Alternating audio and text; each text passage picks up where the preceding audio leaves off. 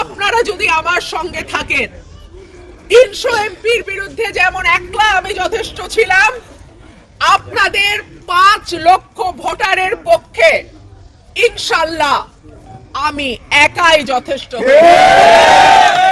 কোন দল, কোন মতের মানুষ যদি মনে করে রুমিন ফারহানার পাশে দল নাই, তাকে পরিষ্কার বলে দেই, রুমিন ফারহানার পাশে সরাইল আশুগঞ্জের মানুষ আছে।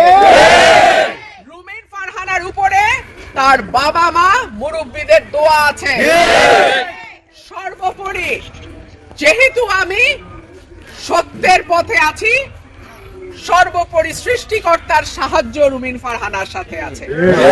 সুতরাং আমার কোন নেতা কর্মী, আমার কোন ভোটারকে ভয় দেখায়া কেউ পার পাবে না। প্রিয় ভাই ও বোনেরা আমার, গত 15 বছর যা হয়েছে আমরা সেটার প্রতিশোধ নিতে চাই না। আমরা সম্প্রীতি সৌহার্দ্যের রাজনীতিতে বিশ্বাস করি। আমরা বিশ্বাস করি এই ছোট বাংলাদেশে আমরা প্রত্যেকের কোনো না কোনো ভাবে পরিচিত, আত্মীয়, সম্পর্কিত।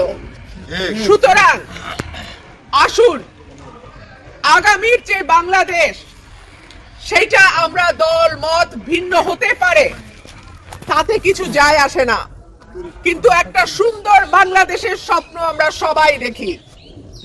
সেইটার যাত্রা আশা করি আগামী 12ই ফেব্রুয়ারি যে নির্বাচন হবে, সেইখান থেকে একটা সুন্দর যাত্রা আমরা শুরু করতে পারবো। আর সকলকেই আমি সাবধানও করি, মনেও করাই, বাংলাদেশে জবরদস্তির রাজনীতি আর কোনোদিন প্রতিষ্ঠা করা যাবে না। কেউ যদি মনে করে ভয় দেখায়া জবরদস্তি করে আগামী দিনে রাজনীতি করবে, মানুষ তার দাঁত ভাঙা জবাব দেবে। প্রিয় ভাইরা আমার, আপনারা নানান ভাবে গত 17 বছর নানান রকম বিপদ আপদ সমস্যার মধ্যে দিয়ে গেছেন।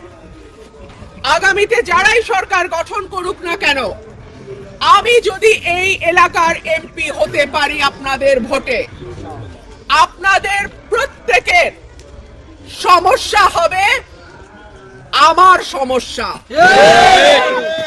আমি আগেই ঘোষণা দিয়েছি, সরাইল আশুগঞ্জে রুমিন ফারহানা নয়, সরাইল আশুগঞ্জের মানুষ হচ্ছে এইখানকার এমপি হবেন।